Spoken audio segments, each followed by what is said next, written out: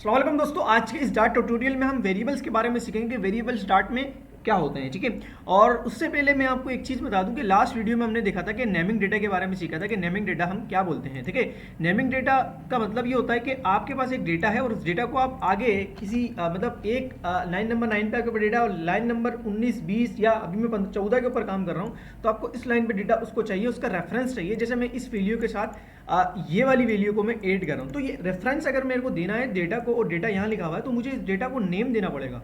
जब मैं इस डेटा को नेम दे दूंगा, जब भी मैं इसको रेफरेंस यहाँ पर कर सकता हूँ, मैं यहाँ पर इसको यूज़ कर सकता हूँ। ठीक है, अदरवाइज मैं इसे का ऐसा स्टैटिक डेटा यहाँ पर मुझे लिखना पड़ेगा और जब नेम नहीं होगा तो फिर मसले मसाइल होंगे। जैसे मैंने बताया कि एक इंसान के पास भैंस का बाड़ा है, तो अब उसके भैंस के बाड़ा में 1000 भैंसें हैं। अब 1000 भैंसों के अंदर वो कैसे ये मेंशन करेगा कि यार मेरी 10 भैंसें बीमार हैं और 10 भैंसें उसी के अंदर ही हैं? ये तो उसको अलग करना पड़ेगा या उन्हीं के साथ रखना पड़ेगा, लेकिन वो अपने पास हर भैंस को एक नंबर दे देगा ना।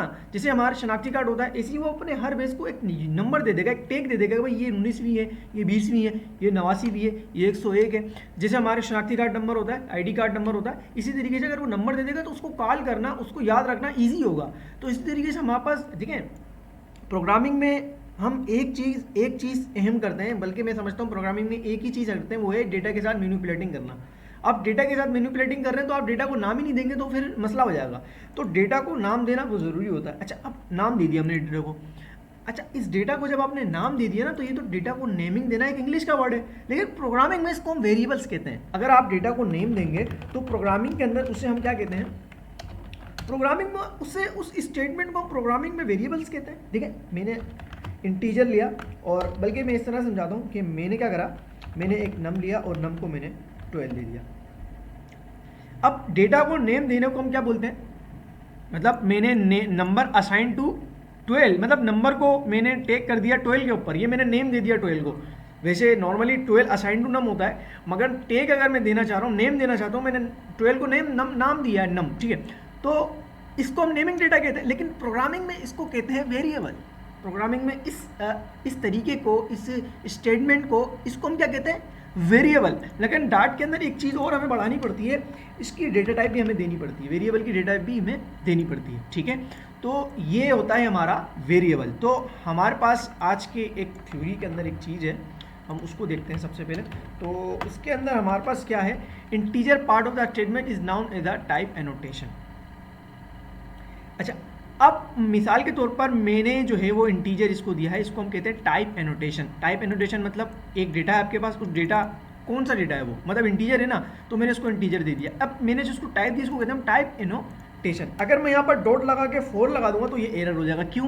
क्योंकि मैंने जो वेरिएबल को टाइप एनोटेशन की है वो इंटीजर है और डेटा मैं कौन सा दे रहा हूँ? डेसिमल का दे रहा हूँ। तो मुझे ये टाइप हटानी पड़ेगी, मुझे यहाँ पर डबल लेनी पड़ेगी। क्यों डबल लेनी पड़ेगी? क्योंकि ये डेटा डेसिमल है। डेसिमल के लिए हमारे पास जो टाइप है वो है double. It mean double can store decimal number, double can store decimal number and integer can store whole number. Integer can store whole number. अच्छा, उसके बाद हमारे पास जो दूसरी स्टेटमेंट आती है, मतलब जो दूसरी हमारे पास एक जो हमारा टॉपिक है, जो हमारा जो एक लाइन है जो मैं देना चाहता हूँ आपको, वो है असाइन ऑपरेटर। ठीक है, ये जो हम ऑपरेटर यहाँ यूज़ कर रहे हैं इसको बोलते हैं हम असाइनमेंट ऑपरेटर। ठीक है, ये क्या करता है? इस नेम को असाइन कर रहा है इस 12 को, मतलब इसको ये नेम दे रहा है, ये इसको टेक कर रहा है। ठीक है, इसको नेम के ऊपर इसको एक नेम दे रहा है, तभी ये एक वेरिएबल बन रहा है। ठीक है, और 12 स्टोर हो रहा है हमारे इस वेरिएबल के अंदर। ठीक है, actually integer can store whole number. ठीक है, अच्छा, इसके बाद हमारे पास है इक्विलिटी ऑपरेटर। अच्छा, आप थोड़ा सा जब आगे जाएंगे मिसाल के तौर पर, तो आप जो है वो कंपैरिजन ऑपरेटर, कंडीशनल ऑपरेटर सीखेंगे। उसके अंदर एक ऑपरेटर ऐसा आएगा, डबल इज इक्वल्स टू, इसको कहते हैं हम इक्विलिटी ऑपरेटर। और ये जो सिंगल है इसको कहते हैं असाइन ऑपरेटर। क्या मतलब हुआ भाई? अगर मैं यहाँ पर असाइन ऑपरेटर यूज़ कर रहा हूँ और मैं इक्विलिटी ऑपरेटर भी यूज़ करना चाहता हूँ, तो मैं यहाँ पर कर सकता हूँ 12 इक्वल टू 12।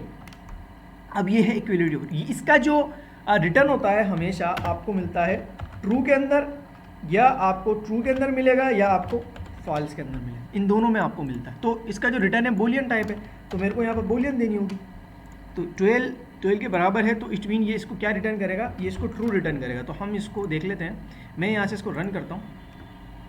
तो हम यहाँ पर, अच्छा, हमने यहाँ पर इसको प्रिंट कराना है, तो देखिए मैं इसको रेफरेंस कर रहा हूँ प्रिंट के अंदर।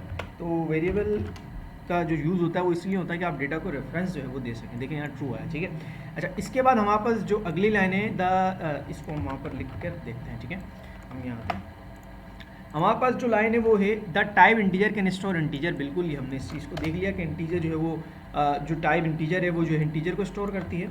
अच्छा, इसके बाद हमारे पास है कि डाट के अंदर जो कुछ भी हम वेरिएबल्स में डेटा डालते हैं किसी भी तरह का हो, इवन के वो अगर मेरे पास ट्रू है तो ये भी जो है डेटा हमारा कौन सा डेटा है, ये हमारा ऑब्जेक्ट है। ऑब्जेक्ट क्या होता है कि ऑब्जेक्ट अपने साथ बहुत ऑब्जेक्ट तो एक ऑब्जेक्ट ओरिएंटेड की टर्मिनोलॉजी, लेकिन आप बिल्कुल बेसिक पर हो तो आप सिर्फ इतना समझ लें कि एक प्रिमिटिव डेटा होता है और एक ऑब्जेक्ट होता है, ठीक है।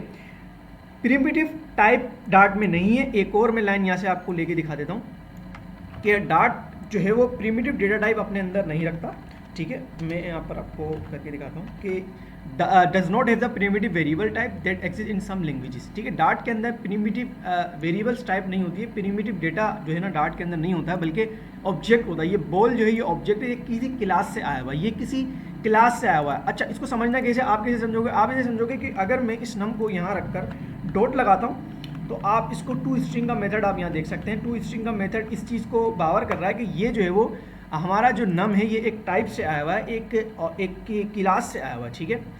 तो अगर मैं इसको चलाता हूँ यहाँ पर ट्रू है, लेकिन ये टू स्ट्रिंग इसको जो है वो स्ट्रिंग के अंदर कन्वर्ट कर रहा है इस ट्रू को, ठीक है।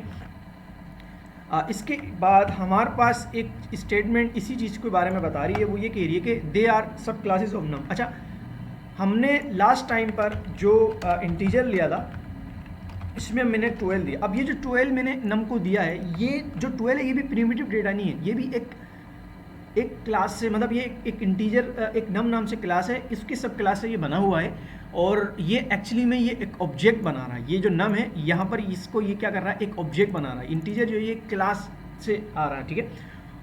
सब क्लासेस और सब क्लासेस इसका नम का और नम सब क्लासेस है ऑब्जेक्ट का। अगर मैं ये देखना चाहूँ कि भाई ये ऐसा क्यों है, तो मैं नम के बाद डॉट लगाऊंगा तो मेरे को इतने सारे मेथड मिल जाएंगे। इट मीन कि ये एक ऑब्जेक्ट है, ठीक है। ये एक बहुत बड़ी निशानी है ऑब्जेक्ट की कि हमारे को ये सारे मेथड यहाँ मिल जाते हैं।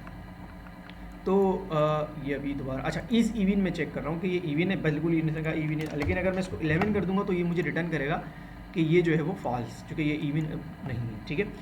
अच्छा, इसके बाद जो मैंने आखिरी लाइन आप लोगों को बताई वो ये मैंने बताई कि अगर मैं बात करता हूँ कि नम जो है वो जो हमारा जो इंटीजर है वो सब क्लासेस है किसका, नम का। तो अब नम किसकी सब क्लासेस है, जो नम है हमारी वो ऑब्जेक्ट की सब क्लासेस है। इट मीन कि अगर मैं 11 वैल्यू दे रहा हूँ तो ये एक यहाँ पर ये जो नम है ये हमारा एक ऑब्जेक्ट बन रहा है। ऑब्जेक्ट क्या करता है, अपनी क्लासेस की अपनी क्लासेस की जो ऑब्जेक्ट्स होते हैं उसके इंस्टेंसेस होते हैं और उसके अंदर जो मेथड्स होते हैं उनको वो एक्सेस करता है। तो हमने ये फंक्शनलिटी देखी कि ऑब्जेक्ट अपने क्लास के मेथड को एक्सेस कर रहा है। देखेंगे आप सारी चीज़ों को देख सकते हैं, कितने सारे जो है वो मेथड्स को जो है वो एक्सेस ये कर रहा है। तो इस वर्ड को अगर मैं कॉल करता हूँ तो ये यहाँ पर ये ट्रू रिटर्न करेगा, ठीक है। तो आज के लिए बस इतना ही था।